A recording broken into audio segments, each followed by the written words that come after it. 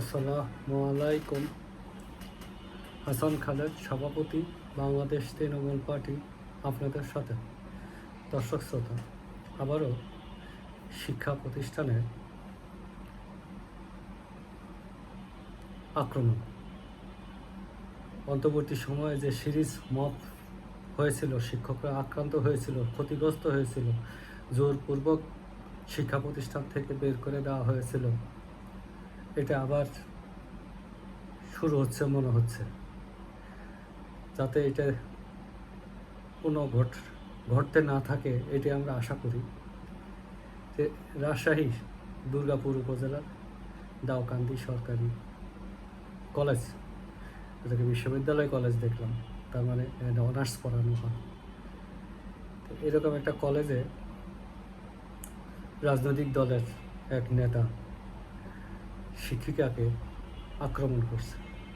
সেটা করতেই পারে, আক্রমণ করলে অপরাধ হবে, ফৌজদারি ব্যবস্থা নেই। কিন্তু এখন আমাদের বক্তব্য হইল, ওইখানে যে কলেজের শিক্ষকরা ছিল, প্রিন্সিপাল ছিল, তাদের সম্মুখে এইরকম একটা অবাঞ্ছিত ঘটনা ঘটলো, কেউ রক্ষা করার জন্য দাঁড়ানোর প্রয়োজন বন্ধ মনে করে নাই।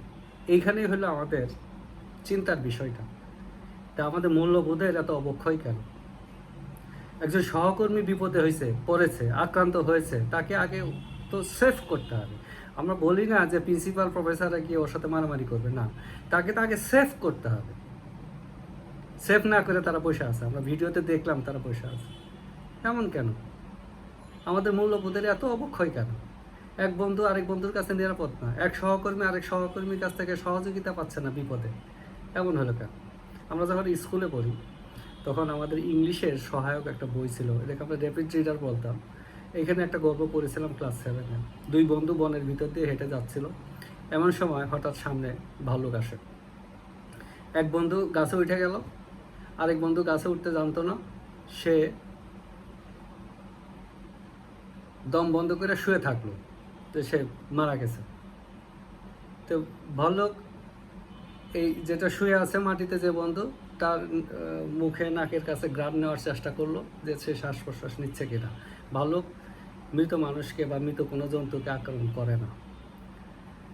তো করে দেখলো যে যখন শ্বাস বন্ধ তখন এটা চলে গেছে। তো বন্ধু, ভাল্লুক চলে যাওয়ার পরে বন্ধু নেমে এসে বললো যে বন্ধু, তোমাকে কি বললো? ভাল্লুক তোমাকে কি বললো? সে বলল যে বিপদেই বন্ধুর পরিচয়, বিপদেই বন্ধুর পরিচয়, সে এটা বলছে। তার মানে তারা দুইজন থাকলে তো একটা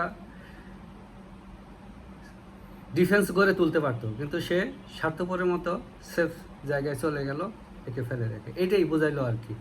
তো এই যে একটা বিপদগ্রস্ত একজন শিক্ষিকা, তাকে রক্ষা করার জন্য কেউ গেল না। এখন সবচেয়ে বড় কথা হলো ফৌজদারি অপরাধ হয়েছে যে আগন্তুক প্রিন্সিপালের রুমে ঢুকে আক্রমণ করছে, তার বিচার হবে এবং দল তাকে ইতিমধ্যে বহিষ্কার করছে। এখন ফৌজদারি নিয়মে তার বিচার হবে, এটা আমরা আশা করতেছি। কিন্তু এখন কথা হলো, ওই যে লোকগুলা, তার সহকর্মীরা, তাদের কি সামাজিক বিচারের আওতায় আনা যাবে না?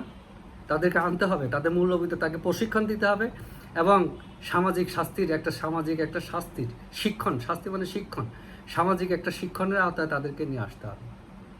তাহলে আমরা কিন্তু ধ্বংস হয়ে যাচ্ছি। আবার নরসিংদীতে দেখেন, আবার সেই মব আসছে, কিছু লোক ঢুকে নরসিংদী কলেজের অধ্যক্ষকে বের করে দেয়। তো এরকম হলে তো চলবে না, এরকম হলে কিন্তু চলবে না। এই যে শুরু হয়েছে, আইনের কঠোর প্রয়োগ ছাড়া এই জাতিকে উদ্ধার করা যাবে না, এই মব থেকে বন্ধ করা যাবে না। আপনাদের নিশ্চয়ই মনে আছে, আমরা ক্রস ফায়ার সমর্থন করতাম না, কিন্তু একটাবার মনে করে দেখেন ওই ক্রস ফায়ার কতটা স্বস্তি দিয়েছিল। দুই একটা হয়তো ক্ষতি হয়েছে আমাদের, ভালো লোকজন হয়তো কোনো কারণে মিস ফায়ারিংয়ে পড়ে গেছে, ক্ষতিগ্রস্ত হয়েছে, কিন্তু মানুষ কিন্তু স্বস্তিতে থেকেছে, মানুষ স্বস্তিতে থেকেছে। এই সমস্ত কেউ আইন হাতে তুলে নেওয়ার সাহস পায় না। একজন শিক্ষিত মানুষ এবং মূর্খ মানুষ মধ্যে পার্থক্যই হলো, একজন আইনকে নিয়ে থাকবে আর একজন আইন নিজের হাতে তুলে নেবে, এই তো পার্থক্য। তো যাই হোক, বাংলাদেশ তৃণমূল পার্টি চায় ওই তার শিক্ষিকার সহকর্মীদেরকে সামাজিক প্রশিক্ষণের আওতায় নিয়ে আসা এবং সামাজিক যে দায়বদ্ধতার মধ্যে আনা দরকার, তাদেরকে এ করা দরকার যে তারা কেন তার সহকর্মী বিপদে এগিয়ে যায় না, একটা জবাবদিহিতার মধ্যে আনা দরকার। যে যেখানেই থাকি সুস্থ থাকি, নিরাপদ থাকি। ধন্যবাদ সবাইকে।